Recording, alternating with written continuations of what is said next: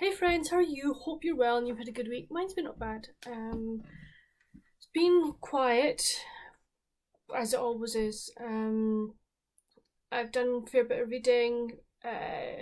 I picked up some cross stitch because I'm doing some cross stitch um, Christmas designs to make friends presents for a couple of people that I know for their children. So that's been fun to do. It's fun to do. I'm enjoying doing that. I went to a shopping mall that's kind of an open air shopping mall that's about half an hour away from us yesterday just to pick up a few bits and pieces for a friend, so that was really nice to do that. But yeah, what else have we been doing? Watching the World Athletics Championships, which has been that's been really good. It's in Eugene, Oregon. I've been really enjoying watching that. We video the overnight sessions and just watch it later on in the following day, so that's really good. But yeah, reading crochet. I haven't done any crochet as I've been in cross stitch. So this week has been, how many books have I read? Four books, which is not bad. Plus, I've got two in the go at the moment. So what have I read? I finished Jingle All the Way by Debbie Macomber. So if you can remember from last week, Everleigh's been sent on this cruise, but it's down the Amazon. And the first half of the book takes part in, on the cruise. And she meets Asher, who is the onboard naturalist. And he is really good. He gets her really, really interested in, the Amazon and all the nature and everything. And that is really good. And their romance, they're very attracted to each other. And, but then, it's like, we're two different people. It's not going to work. But I think Everleigh was more invested than he was, sort of thing. He kind of held himself back because he didn't want his heart broken. But once she gets off the cruise, she goes back to New York for the day because something's happened in the office and she's got to do that. And then she goes home to her family for Christmas. Now, she didn't do that the year before. And she's always felt she doesn't quite fit in her family, but this year they realised how much, having her there meant to them. And, she does find her place within the family. Having been on the cruise, she reevaluates things as well. And so the second half of the book was very much like very much Christmas, Debbie Macomber Christmas, which was lovely. I know a lot of people didn't, care that it was like kind of two separate bits to this story, but I actually really enjoyed it. I thoroughly enjoyed this, and I know that my mum's going to enjoy this one as well. So once I'd finished that, I picked up Mrs. England by Stacey Halls. This was given to me by a friend.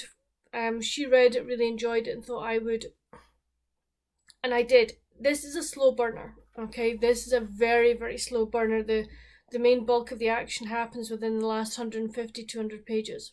150 to 100 pages. So we meet Ruby, and Ruby is a very good nurse, well, a child's nurse, not a nanny, but a child's nurse. And the family she's working for have decided they're going to move to America. She doesn't want to go with them. So goes back to the place where she trained, the Norland Institute, and the lady that's the head of the institute is like, why do you not want to go to America? So she explains her situation, and she said, okay, we'll find you a new position, and she ends up with one in Yorkshire with this family, 4 children, husband, wife. When she arrives, it's actually the husband that picks her up at the station, which I was like, okay, would normally be, but they don't have a lot of servants, so that's why. Children are nice. The wife is very quiet, very retiring, doesn't really involve herself with the children that much. husband is far more so, which Ruby I think finds very strange to begin with. But the husband, there was something about the husband I didn't particularly like him. There was just something about him that was, I was like, not sure that I like you, sir. But as I say, it's basically the Ruby's life at the house, at Hardcastle House, her trying to make friends, looking after the children, doing the best for the children. What I did like about her, it was set in kind of 1904. She's very much an advocate for girls' education. She also stood up for herself, which I thought was good. She stood up for what she believed was best for the children, which I really, really liked. But no, as a sort of commentary, a social commentary, sort of many ways of 1904 Yorkshire Dales, I really liked it. I thought it was well written. I liked Ruby as a character. I thought she was really good. I did like Mrs. England. I have to say, she came to the fore more and more, and I really liked her character. I thought she was, I could understand why she was the way she was. So yeah, really enjoyed it, and yeah, I would recommend it. But as I say, very much a slow burn.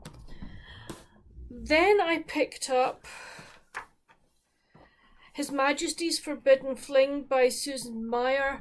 I'm not going to say much about this because I'm going to do a NetGalley review video for it. So I read that. And then I listened to Much Ado About Latte by Kathleen Fuller. I really enjoyed that one. The books Jingle All the Way and Mrs. England I gave 4 out of 5, by the way. Much Ado About Latte I also gave 4 out of 5. In this we meet Tanner and Anita. Now this is the second book in this series. I can't remember the name of the series. I will leave it in the description bar down below. We meet Tanner and Fuller. Tanner and Anita. Both of them work in the Sunshine Diner. And, there is an attraction between the two of them. Tanner would love to own the Sunshine Diner. He's a great cook. He wants to do more cooking. He's persuaded George, who owns the diner, to sort of start a catering sideline. And Anita is she's sort of the main waitress there, and he asks her to help her asks her to help him with sort of outside catering, which she does. There is an attraction between the two, and they had a wee moment, shall we say, in high school. Now, Anita's always had problems with reading and numbers. So I think she's got some form of dyslexia. And she always feels that she has to prove herself to her family, to her friends, that she's not stupid, as it were. And Tanner has never made her feel like that, which was lovely. I thought it was really good. So, the two of them have this attraction, but they're not doing anything about it. And everybody else in the town can see it happening and everything. And you also have the backstory as well of the characters we met in the first book. So you get sort of the build up to Riley's wedding. And there is this vacant shop in the town. The town is pretty run down, and there are not many people opening new businesses. But Anita wants to open a coffee shop because the coffee at the diner is not exactly brilliant, and she thinks people would really, appreciate a specific coffee shop. So she does all her research, and she gets her friend, who is the real estate lady, to help her buy what is called number 3. And she does, but at the same time, Tanner is thinking of expanding the diner. He wants to buy the diner, and he wants to expand it and put in a coffee bar. So things happen and there's a big falling out, and it's, you know, it's, can they resolve their argument, basically. I really liked it. I thought Anita was a really good character. I liked the fact that she was like, no, I'm going to prove you wrong. I'm going to do this, and I'm going to, you know, manage to do this. I liked Tanner as well. I liked the fact that he was wanting to, you know, have the diner and make sure it was good so that his mum wouldn't have to work so much, and he could maybe take care of her more. It was really, really good. The narration was fantastic. I really liked the narrator on this. I can't remember who it was, but it was really, really good. So you know, it's the first two books in the series I will be continuing on because I really, really like it. So then once I'd finished that, I picked up last night A Gift in December by Jenny Gladwell. This, I think, is going to be really interesting.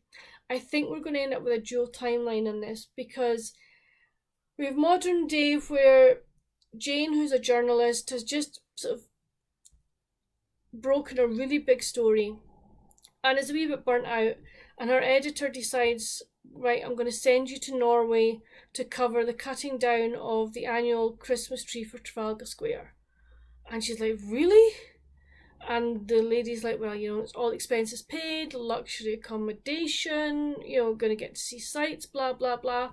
So she's like, yeah, okay, fine, I'll go. But at the beginning, there was also part of the Second World War. Let me see. It is 11th of April 1940, when the Norwegian king and part of his government were smuggled over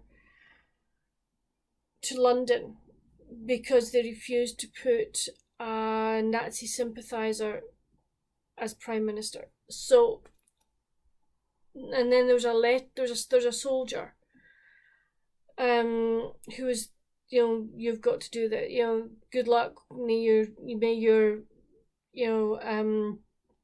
mission go well. And then there's a letter to the soldier from a lady. So I think we're going to get, you know, maybe a dual timeline of maybe this soldier and this lady as well. I don't know, but I was like, why have you put that in if you don't? So that, it sounds good. As I say, I've read the first couple of chapters and I'm really enjoying it. And I'm also reading on my Kindle another NetGalley book, which is An Amish Marriage, A Convenience by Rachel J. Good. This is the next book in her her Surprise Love series. I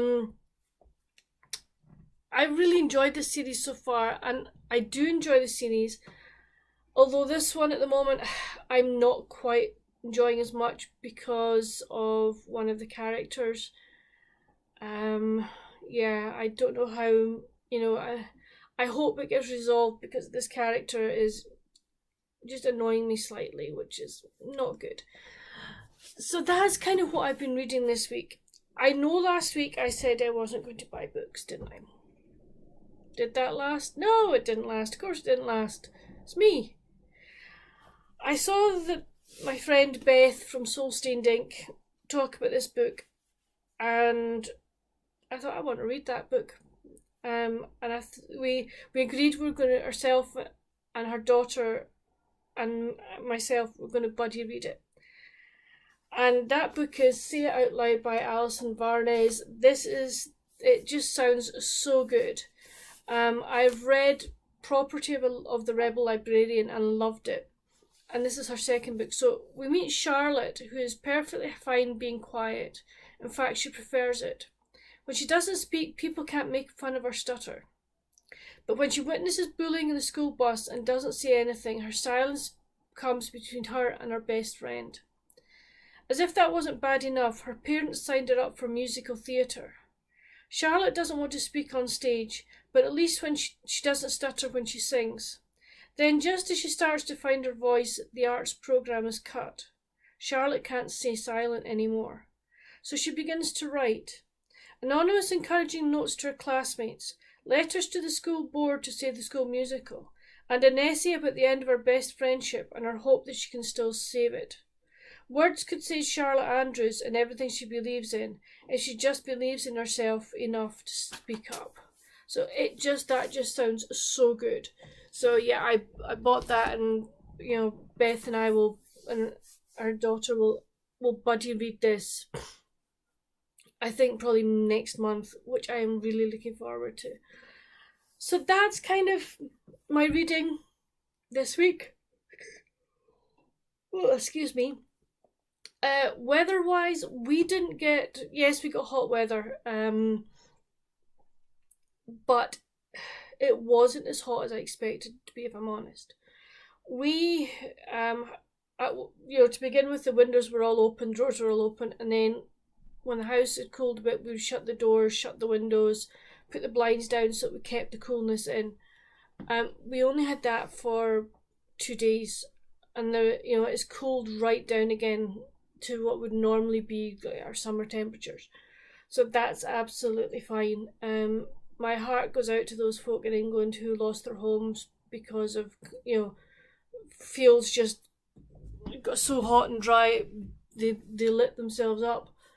That must be so bad. These people have lost their homes, a couple of people have lost their businesses. It's just, it's heartbreaking. I mean, all these forest fires and everything that are happening in Europe, it's just, so sad.